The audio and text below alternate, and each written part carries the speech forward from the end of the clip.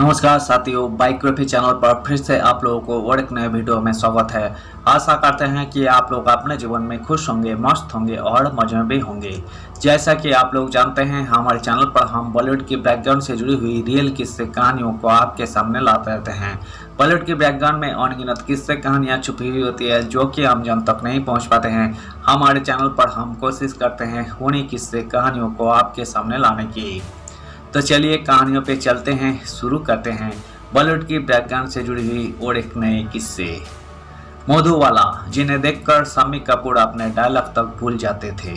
मधुबाला एक बहुत अच्छी अभिनेत्री थी, लेकिन उनके अभिनय से कहीं अधिक चर्चा उनकी खूबसूरती की होती रही है। फिल्म इंडिया के संपादक बाबूराव पटेल कहा करते थे, मधुबाला भारतीय फिल्म उद्योग की सबसे प्रतिभाशाली, बहुमुखी और सबसे सुंदर अभिनेत्री थी। उनको भारतीय फिल्म इंडस्ट्री की वीनस कहा जाता था। अपने जमाने की मशहूर अभिनेत्री बेगम पारा कहती थी, कभी कभी मुझे मधुबाला की झलक मिल जाती थी जब वो सुबह वॉक के लिए जाया करती थी। अगर आपकी नज़र उनके चेहरे पर पड़ जाती थी तो आपका दिन बन जाया करता था। निरूपा रॉय का मानना था कि सिर से लेकर पैरों के नाखून तक उनका शरीर पूरी तरह से परफेक्ट था, उनमें कोई भी दोष नहीं था। मीनू मुमताज कहती थी, उनकी त्वचा इतनी गोरी थी कि अगर वो पान खाती थी तो आप देख सकते थे कि लाल रंग उनके गले के नीचे जा रहा है। मधुबाला के साथ रेल का डिब्बा फिल्मों में काम करने वाले शम्मी कपूर उन्हें देखते ही अपना डायलॉग भूल बैठे थे। मशहूर पत्रकार बीके कंजरिया ने अपनी आत्मकथा काउंटिंग माई ब्लेसिंग्स में लिखा था, उनके किसी भी फोटो ने उनकी असाधारण सुंदरता के साथ न्याय नहीं किया है। देवानंद थे मधुबाला की खिलखिलाती हुई हंसी के मुरीद। अभिनेता देवानंद को मधुबाला की खिलखिलाती हुई हंसी सबसे ज़्यादा पसंद थी, लेकिन ऐसा भी नहीं था कि उनमें कोई कमी नहीं थी। खदीजा अकबर ने मधुबाला की जीवनी द स्टोरी ऑफ मधुबाला में लिखा था, अपने पिता के प्रति उनकी निष्ठा, सही समय पर सही फैसला न ले पाना और अत्यधिक भावुक प्रवृत्ति ने उनके जीवन को जटिल बना दिया था और जिसके कोई बुरे परिणाम उन्हें झेलने पड़े थे। मधुबाला का असली नाम मुमताज जहां बेगम देहलवी था। उनका जन्म 14 फरवरी 1933 को दिल्ली में हुआ था। 9 साल की उम्र में उन्होंने अपना फिल्मी करियर शुरू किया था और उनकी पहली फिल्म थी बसंत। इस फिल्मों की शूटिंग के बाद मुमताज दिल्ली वापस चली गई। फिर देविका रानी ने फिल्म ज्वार भाटा में रोल देने के लिए मुमताज को दिल्ली से बुलवा भेजा। बाद में मुमताज ने ये रोल किया नहीं, लेकिन उनके पिता ने मुंबई में बसने का फैसला कर लिया। उन्हीं दिनों मशहूर निर्देशक केदार शर्मा ने एक फिल्म शुरू की, बेचारा भगवान, जिसमें उन्होंने अपनी पत्नी कमला चटर्जी को हीरोइन बनाया, लेकिन अचानक कमला का निधन हो गया और फिल्म रुक गई।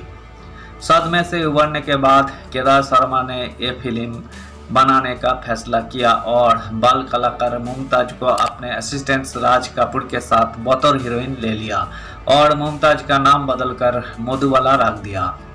फिल्मों का नाम भी बदलकर रखा गया नील कमल। सन 1949 में मधुबाला की फिल्म महल ने उन्हें नए नए आज़ाद हुए मुल्क के नौजवानों के सपनों की मल्लिका बना दिया।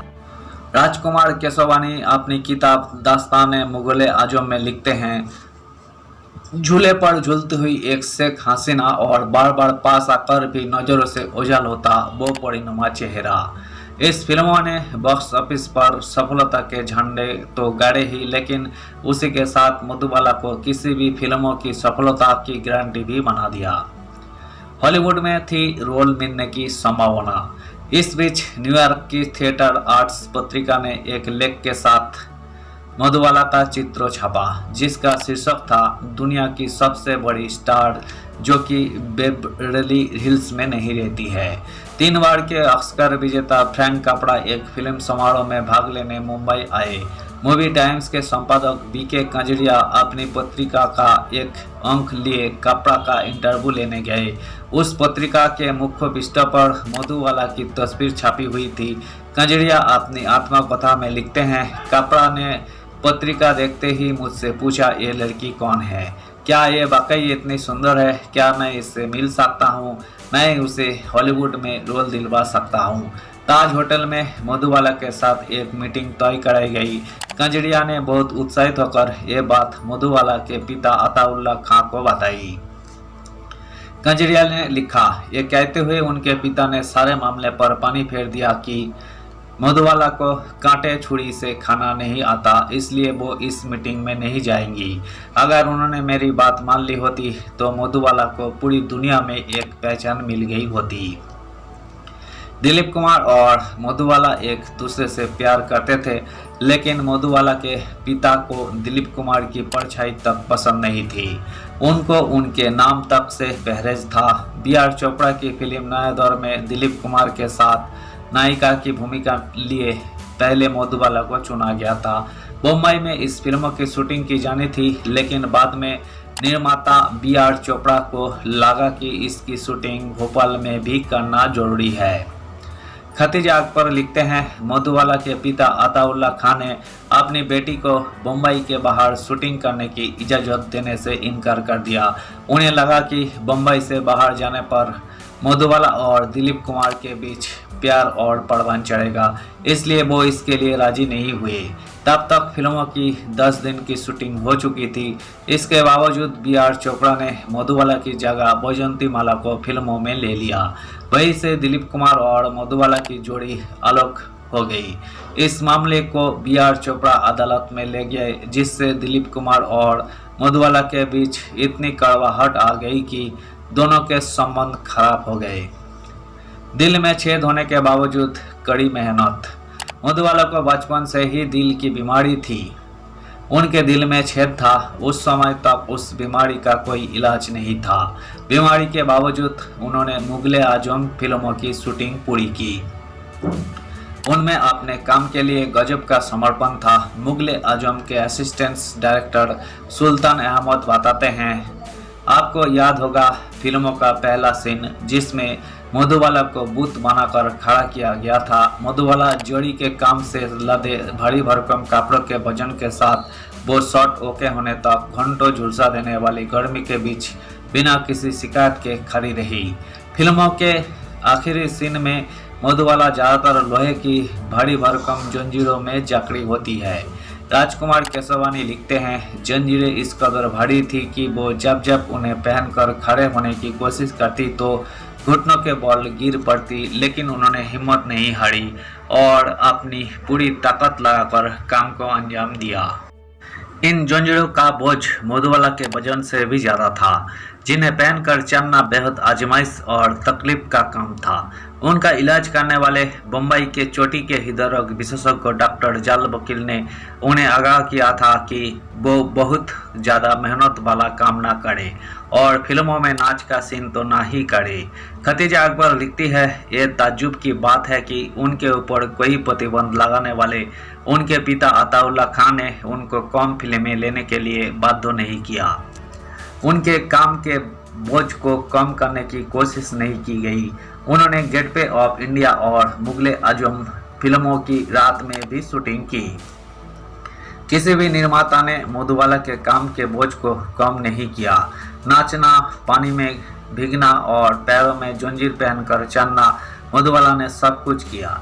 कई बार ऐसा भी हुआ कि वो काम करते करते बेहोश हुई, लेकिन ठीक होते ही उन्होंने फिर काम करना शुरू कर दिया। किशोर कुमार से बेमेल शादी। उन्होंने पहले ही एक शादी कर चुके किशोर कुमार से शादी करने का फैसला किया।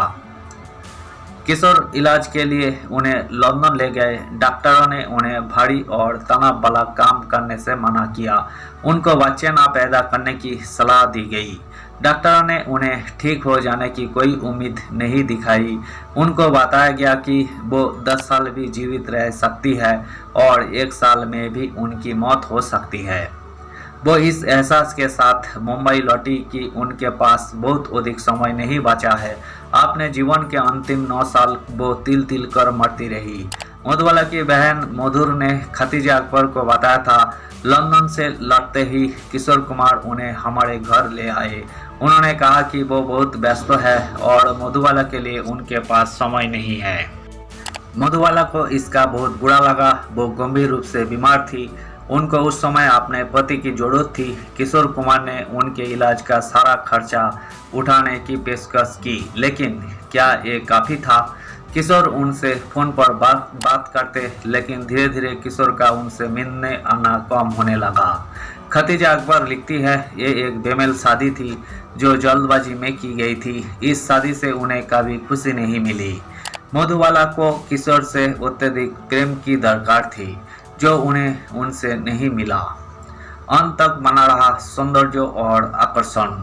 मधुबाला का किशोर कुमार से शादी करने का कारण प्यार नहीं था। किशोर कुमार की तीसरी पत्नी लीना चंदावरकर का मानना था कि जब मधुबाला को इस बात का एहसास हो गया कि दिलीप कुमार से उनकी शादी नहीं होने वाली, तो उन्होंने ये जताने के लिए कि वो किसी से भी शादी कर सकती है, उन्होंने एक ऐसे शख्स से शादी की जिन्हें वो ठीक से जानती भी नहीं थी। मधुबाला का किशोर कुमार से शादी करने का जो भी कारण रहा हो, प्यार उसका कारण नहीं था। उनके अंतिम समय में दिलीप कुमार उनसे मिलने गए। उनका कहना था बीमारी की हालत में भी वो उतने ही आकर्षक लग रही थी।